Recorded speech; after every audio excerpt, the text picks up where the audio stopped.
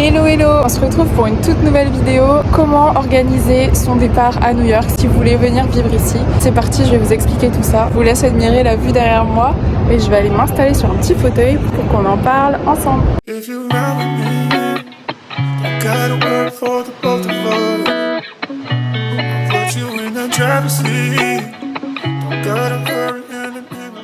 Je viens de m'installer sur ma petite chaise, sur le petit rooftop de mon appartement. Premier truc important à faire, bien évidemment, c'est les papiers. Savoir avec quel visa il faut partir. Donc moi, personnellement, je suis partie avec un visa étudiant et c'est mon école qui m'a aidé à faire mon visa. Donc ça a été assez simple. Ils m'ont expliqué toutes les procédures. J'ai dû prendre un rendez-vous à l'ambassade. Je suis partie ensuite à l'ambassade dès que j'ai eu ma date de rendez-vous. À l'ambassade, comment ça se passe? En fait, vous arrivez, ils vous checkent toutes vos affaires. Vous devez éteindre votre téléphone, poser vos affaires, etc. Vous passez les contrôles. Une fois là-bas, vous faites la queue, vous allez arriver à un guichet et il y a un monsieur qui va vous poser des questions en fonction du visa que vous avez demandé. Et après, votre demande sera acceptée ou non. Et si elle est acceptée, vous recevrez votre passeport dans la même semaine avec votre petit visa à l'intérieur. Et ça, c'est plutôt stylé. Honnêtement, les papiers, j'ai un peu stressé parce qu'ils disaient qu'il fallait quand même assez justifier d'une assez grosse somme d'argent sur votre compte pour pouvoir aller aux États-Unis, qu'il fallait bien préciser qu'on revenait en France après pour pas qu'ils pensent qu'on va y rester ici. Les gens m'ont fait un peu stresser par rapport à ça et même sur les papiers de l'école, c'était assez stressant de dire qu'il fallait justifier telle et telle chose. Et en fait, quand je suis arrivée, le mec m'a juste demandé ce que je comptais faire après mes études à New York. Et j'ai dit que je comptais rentrer en France, etc. Il m'a dit ok, bah pas de souci, c'est accepté. Il m'a donné mon papier et c'était fini. Donc en vrai, n'ayez pas trop de stress, c'est chill. Si vous avez tous vos papiers à jour et que vous avez tout bien organisé, il n'y a aucune raison que ça se passe mal et que vous ne soyez pas accepté. En ce qui concerne les logements, c'est une question qui m'a été énormément demandée. Pour trouver des appartements, moi personnellement j'ai trouvé mon appartement sur un groupe Facebook qui s'appelait Roommates New York City. Il y a plein de groupes, donc en fait je me suis inscrite sur plein de groupes Facebook comme ça, de roommates, de recherche d'appartements, etc. Et j'ai posté une annonce avec une photo de moi, qui j'étais, ce que je recherchais et mon budget. Et en fait faut faire attention parce qu'il y a beaucoup d'arnaques. Donc en fait tu te déplaces et tu vas voir direct si c'est une arnaque ou pas. Clairement déjà les gens qui vous demandent de l'argent pour faire des visites, déjà ça c'est des arnaques, faut refuser.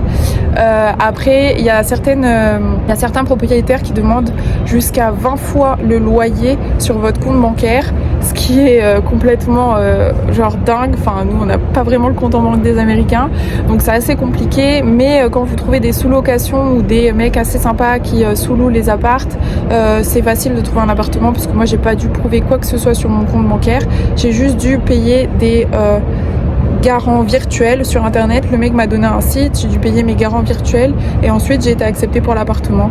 Bon, je vais un peu expliquer mon cas et je pense qu'il a eu aussi un peu pitié pour moi. Du coup il m'a donné l'appartement que je voulais, mais j'étais super contente et j'ai trouvé ça grâce à Facebook.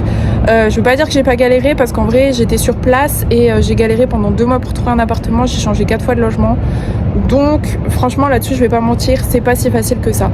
Sinon il y a une autre option, c'est Airbnb, mais Airbnb c'est illégal à New York. Aux États-Unis entièrement je sais pas, mais à New York c'est illégal, donc faites attention avec ça. Ensuite, en ce qui concerne le forfait téléphonique, c'est une question aussi qui est beaucoup revenue.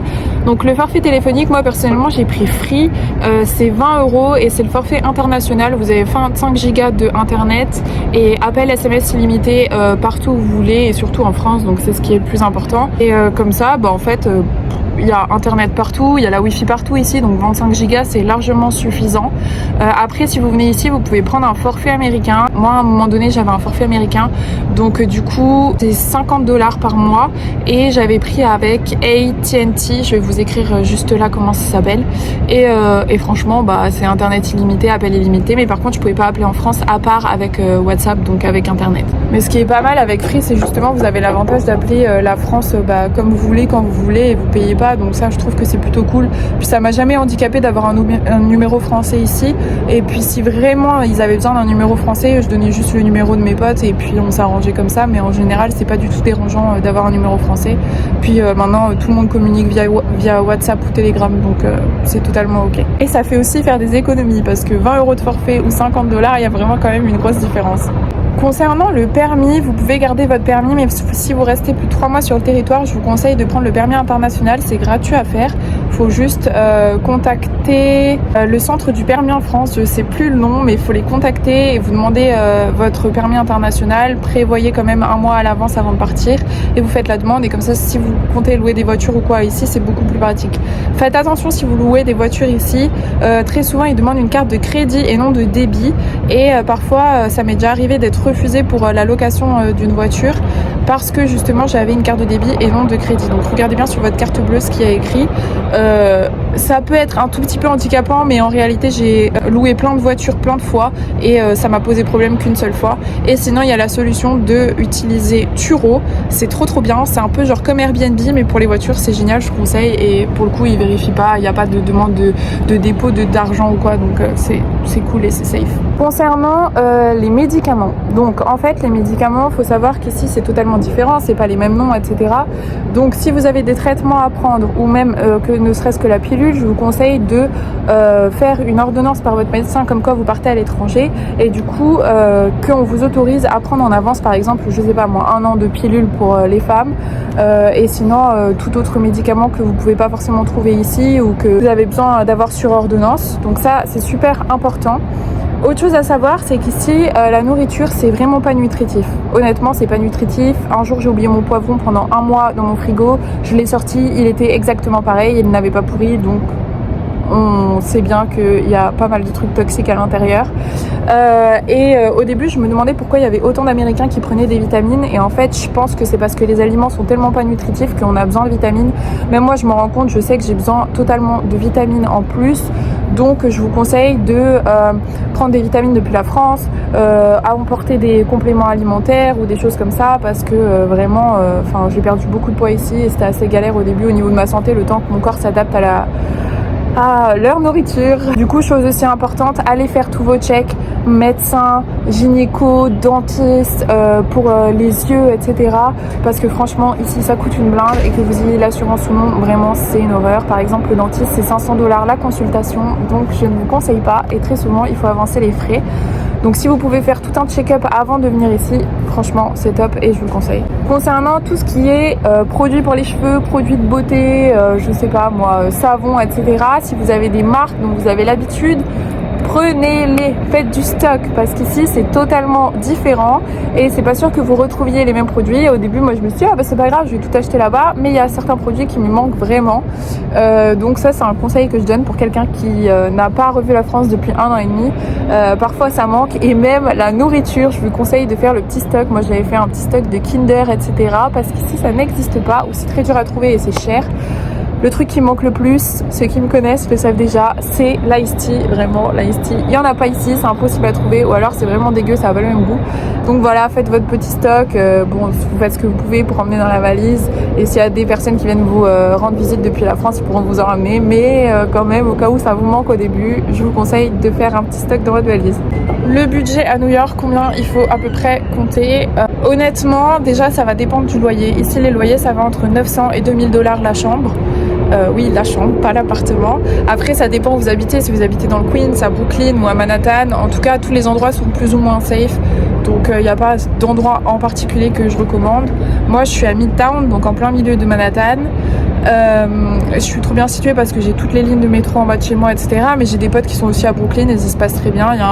S'il y a un quartier que je conseille à Brooklyn pour habiter, c'est Williamsburg. C'est trop stylé, même s'il y a beaucoup de Français. C'est un peu comme le Marais à Paris. Il y a toutes les boutiques vintage, tous les brunchs, etc. Donc c'est vraiment cool. Donc si vous voulez chercher un appart, vous pouvez aussi chercher vers là-bas. Et il y a une vue de malade sur toute la skyline de Manhattan. En ce qui concerne le budget course, honnêtement, comptez beaucoup parce que tout est cher. Je saurais pas quoi vous donner comme exemple, mais par exemple de la feta, c'est 6 $ le petit pot de feta. Des bouteilles d'eau, ça peut être 3 $ la bouteille, parce que l'eau est plus chère que le soda ici. Oui, l'eau est plus chère que le soda, c'est assez indécent. Mais tout est extrêmement cher.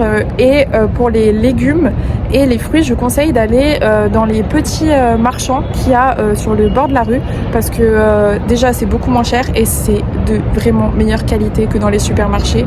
Donc je vous conseille vraiment de faire ça, parce que la dernière fois pour 6 $ j'ai eu 3 courgettes, 2 carottes, un citron, un gingembre. Qu'est-ce que j'ai eu d'autre? J'ai eu des myrtilles, mais s'ils adorent les myrtilles, il y en a partout. Voilà.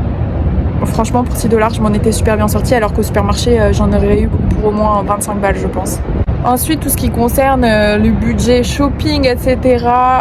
C'est extrêmement cher, donc je vous conseille plutôt les petites friperies comme je fais très régulièrement. Il y a des friperies assez sympas comme Goodwill ou L Train Vintage qui sont plutôt cool, je peux vous mettre les adresses en description, qui sont sympas et franchement il y a toujours des trucs cool et tout, donc c'est plutôt arrangeant si vous voulez pas trop dépenser dans les fringues. Un truc que je recommande pas, c'est d'aller chez les revendeurs de sneakers, s'il vous plaît, ne faites pas ça, ça me brise le cœur. Et pour le budget activité, si vous êtes étudiant ici, il y a pas mal de trucs qui sont pay as you wish, donc vous mettez ce que vous voulez comme somme, donc vous pouvez très bien mettre 1 $ comme plus si vous voulez. Mais du coup ça fait que c'est plus ou moins gratuit les musées, ça c'est cool. Chaque premier week-end du mois, il y a plein de musées qui sont gratuits aussi et ça c'est bien à savoir. Après tout ce qui est observatoire, c'est en moyenne 50 $, donc comme le Summit, le Edge, où il y a encore celui du One World Trade Center. Voilà, j'arrive jamais à le dire celui-là. Donc faut quand même compter ce budget-là. La patinoire, c'est à peu près 40 $. Donc bon, voilà. Et tout ce qui est restaurant, faut au moins compter dans les 30 $ à chaque fois quand vous sortez d'un resto et que vous avez pris un plat et une boisson. Donc c'est assez cher la vie ici, mais je vous conseille quand même de venir parce que ça vaut le coup et c'est bien d'en faire l'expérience. Donc personnellement, avant de venir, qu'est-ce que j'ai fait? J'ai beaucoup économisé. J'avais mon alternance où j'ai mis des sous de côté. Après moi j'ai mis des sous de côté depuis petite parce que c'était un rêve pour moi de venir à New York. Et j'ai également fait un prêt étudiant pour pouvoir vivre ici et voyager parce que mon but c'était de visiter un maximum les États-Unis. Donc mettez tout l'argent de côté possible et inimaginable que vous pouvez, c'est super important. Faites des petits sacrifices, vendez toutes vos affaires que vous n'aurez plus besoin, dont vous n'aurez plus besoin ici parce que de toute façon vous allez acheter de nouvelles choses et n'ayez pas peur à mettre de l'argent de côté. J'ai fait 1 an surtout de sacrifices pour pouvoir venir là, mais en vrai ça faisait des années que j'économisais, donc voilà, je vous conseille vraiment d'économiser pour venir ici. Ensuite, quand vous allez arriver ici, en ce qui concerne le métro, donc le métro, vous pouvez prendre soit la MetroCard au mois, ce qui équivaut à 130 $ le mois, je crois. Vous pouvez prendre à la semaine, c'est 33 $ la semaine, en illimité, mais c'est plus intéressant de prendre le mois entier si vous voulez le mois. Ou sinon, si vous n'avez pas beaucoup de trajets, vous pouvez juste payer avec le sans contact de la carte bleue ou juste avec Apple Pay sur votre téléphone si vous avez Apple Pay. Et ça, c'est super cool. Concernant les banques, donc moi j'ai gardé ma banque française et du coup j'ai quelques centimes de frais à chaque fois. C'est pas ouf, mais en réalité comme ça m'évitait de changer de compte, etc. Et j'ai pas de problème, je paye toujours avec ma carte. Je cherche pas forcément à avoir du cash.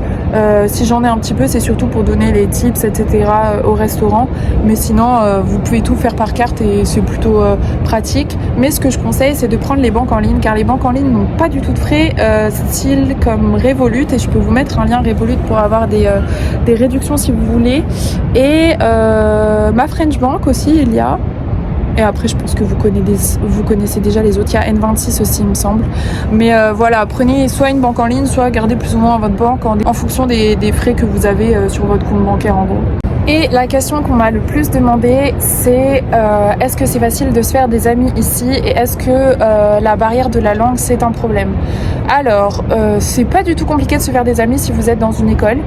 Si vous êtes étudiant comme moi j'étais dans une école d'anglais, je me suis fait des potes en 2 jours, donc c'est super simple. Sinon il y a un compte Instagram qui existe qui s'appelle No More Lonely Friends, qui est super bien et qui crée des événements pour les gens qui n'ont pas vraiment de potes ici, et du coup vous pouvez rencontrer du monde lors des soirées, donc ça c'est trop cool. C'est des pique-niques dans Central Park ou des soirées, ça dépend de ce que la personne organise. Et il y a aussi l'application Bumble, donc qui est aussi une application de rencontres amoureuses mais qui vous permet aussi de vous faire des amis, donc ça c'est super sympa.